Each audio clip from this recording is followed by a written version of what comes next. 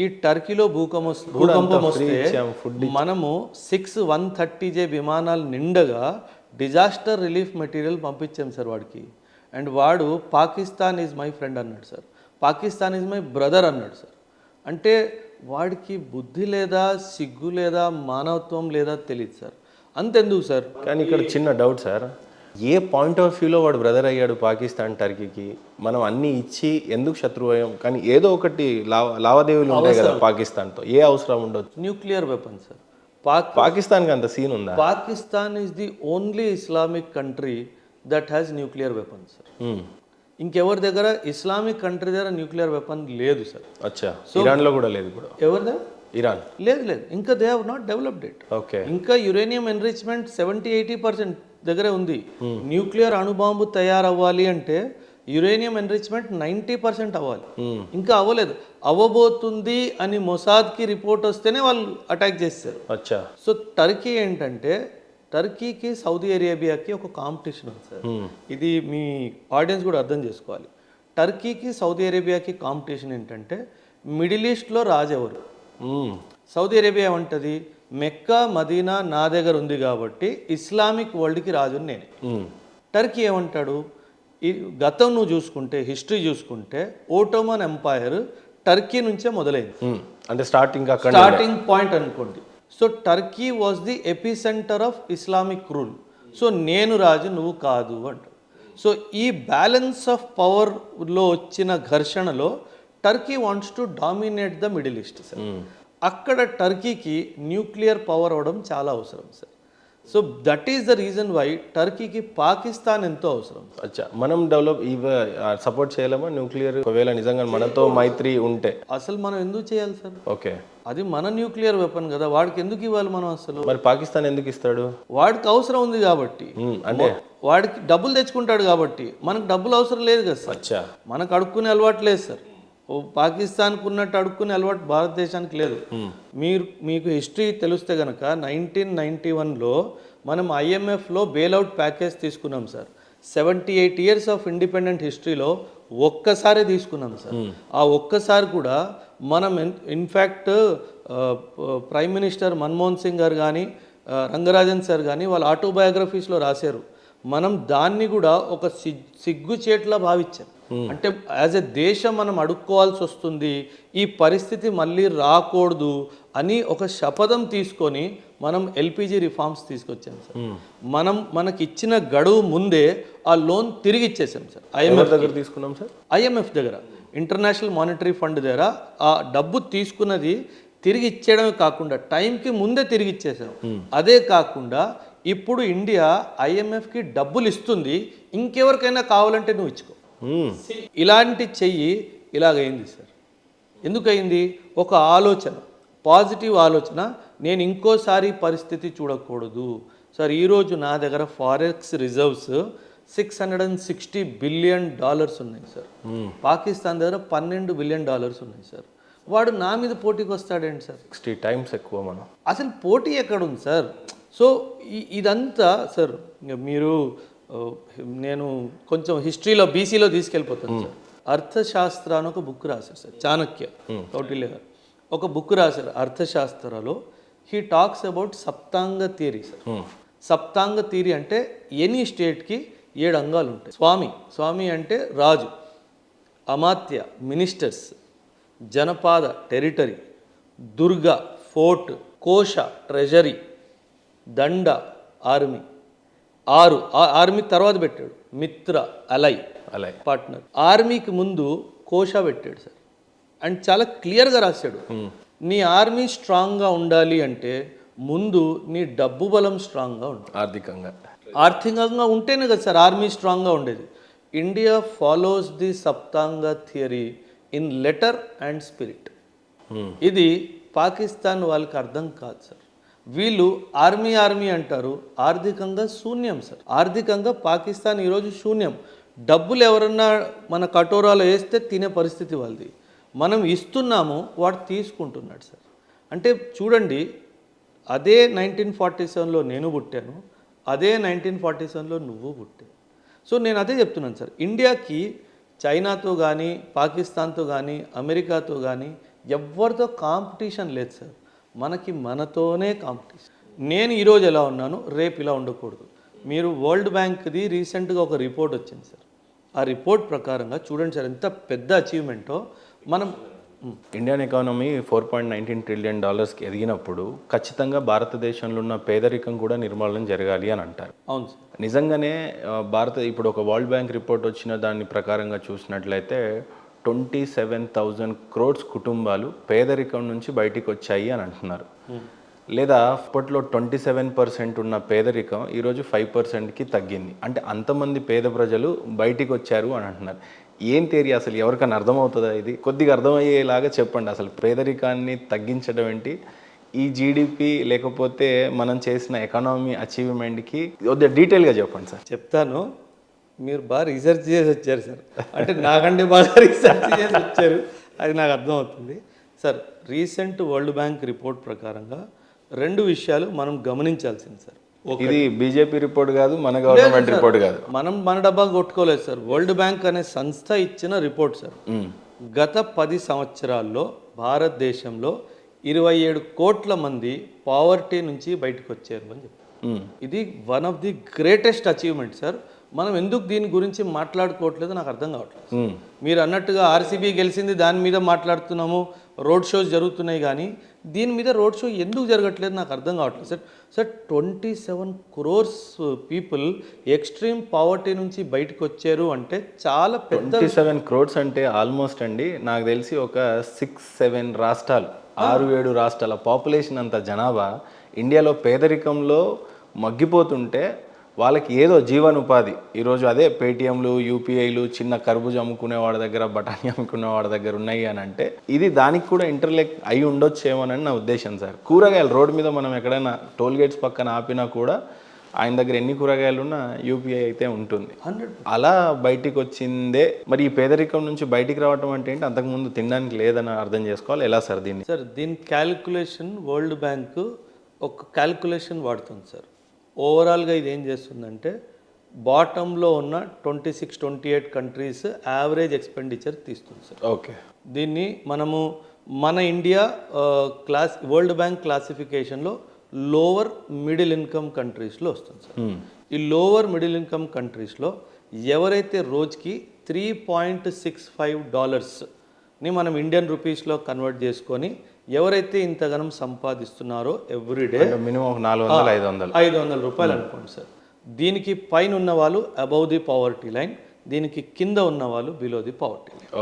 ఈ రిపోర్ట్ ప్రకారంగా మీరు అన్నట్టుగానే ప్రస్తుతం ఇండియాలో ఓన్లీ 5.3% జనాభా మాత్రమే ఈ కేటగిరీలో ఉంది, కింద కేటగిరీలో ఉంది. ఖచ్చితంగా ఏదో ఒక రోజు వీళ్ళందరూ కూడా పైకి రావాలి. ఇదే మన కలెక్టివ్ స్పిరిట్ ఉండాలి సార్. సార్ మనము 1947లో మనకి స్వతంత్రం వచ్చింది అని అంటాం సార్, కానీ నాకు ఇంకొక క్యాలిక్యులేషన్ ఉంది సార్. ఏ రోజైతే ప్రతి ఒక్కడు కడుపు నిండా తిని పడుకుంటాడో ఆ రోజే మనకి నిజమైన స్వాతంత్రం వచ్చింది సార్. అది that has to be the spirit. ఎందుకంటే మనకు ఆ రెస్పాన్సిబిలిటీ ఉంది సార్. మాట్లాడడానికి చాలా ఈజీగా ఉంటుంది, కానీ పూట కూడా గడవకుండా ఉండే ఫ్యామిలీస్ గురించి ఏసీలో కూర్చుంటే మాట్లాడే తెలియదు. నిజంగా మీరు అన్నట్టు అందరూ 3 పూటలు తిని పడుకుంటే దట్స్ ట్రూ ఇండిపెండెన్స్. అదే కదా సార్. ఇప్పుడు నేను అదే చెప్తున్నాను కదా సార్. ఈ నేపథ్యంలో మన కాంపిటీషన్ అసలు లెక్కే లేదు కదా సార్. మనమే కాంపిటీషన్. పాకిస్తాన్లో చాలామంది ఎక్స్ట్రీమ్ పావర్టీలో వెళ్ళిపోయారు ఈ 10 సంవత్సరాల్లో. ఈరోజు ఇదే రిపోర్ట్ ప్రకారంగా 44.5 or 44.6% పాకిస్తాన్ పాపులేషన్ ఎక్స్ట్రీమ్ పావర్టీలో ఉంది. 44. నేను జోక్ చేయట్లేదు. ఇంకేం బతుకులు సార్, 50% మొత్తం కంట్రీ ఇంకా ఇలానే దరిద్రంలో ఉంటే ఇంకేంటి వెళ్ళిపోయింది. That's what. నా పుట్టినరోజు తినడానికి కూడా గడవదు కదా సార్. అప్పుడు అదే కదా వచ్చింది బాధ సార్. పాకిస్తాన్ ఎందుకు ఇండియా మీద అటాక్ చేస్తుంది? ఇవన్నీ చేయకపోతే వాళ్ళ జనాభా పాకిస్తాన్ని ప్రశ్నిస్తుంది కదా సార్. వాళ్ళేమో అంత ఎదుగుతున్నారు, వాడేమో మూన్ మీద వెళ్తున్నాడు. నువ్వు మాకేమి ఇచ్చావు? తినడానికి 2 పూటలు ఫుడ్ ఇవ్వట్లేదు నువ్వు నాకు. సో ఇవన్నిటి నుంచి వాళ్ళ మైండ్ని డైవర్ట్ చేయడానికే కదా సార్ యుద్ధాలు చేస్తారు. అంటే ఇక్కడ వన్ నేషన్ థియరీలో ఇంటింటికి రేషన్ ఇవ్వటం అనేది ఒక గవర్నమెంట్ అసలు ఎంత పెద్ద ఇనిషియేటివ్ అని అర్థం చేసుకోవాలి సార్ దాన్ని. సార్ ఏదో ఫ్రీగా బియ్యం ఇచ్చేస్తున్నాడు అని అనుకుంటున్నాం, కానీ పేదరిక నిర్మూలన అని అంటే 5% అంటే నాకు తెలిసి అది కూడా కొంత బెగ్గర్స్ కూడా లేకుండా అవుతారేమో ఇన్ ఫ్యూచర్. అలా అండం తప్పు, అడుక్కు తినేవాళ్ళని, కానీ దేవుడు ఇచ్చిన శాపం అనొచ్చో మరి ఏంటో తెలియదు కానీ, బట్ అది కూడా ఉండదేమో సార్ నిజంగా. ఉండదు సార్, అప్పుడే కదా సార్ నా రియల్ ఇండియా. పేదవాడు పేదవాడు ఉంటే పర్లేదు సార్, ఎందుకంటే పేదరికం ఉండకపోవడం అన్నది ఒక యూటోపియన్ కాన్సెప్ట్, అది జరగదు.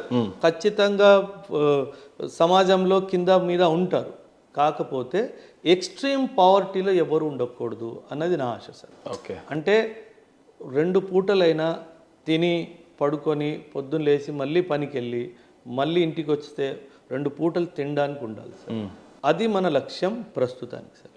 అండ్ ఖచ్చితంగా 2032 వరకు మనం ఇది సాధించే అవకాశం చాలా గట్టిగా ఉంది. ఇన్ఫ్యాక్ట్ ఈ రిపోర్ట్ కాదు sir, last report world bank ఏమన్నదంటే ఇండియా ఎప్పుడైతే ఎక్స్ట్రీమ్ పావర్టీ నుంచి బయటకు వచ్చేస్తుందో అప్పుడు వరల్డ్ కూడా వచ్చే అవకాశం ఉంది.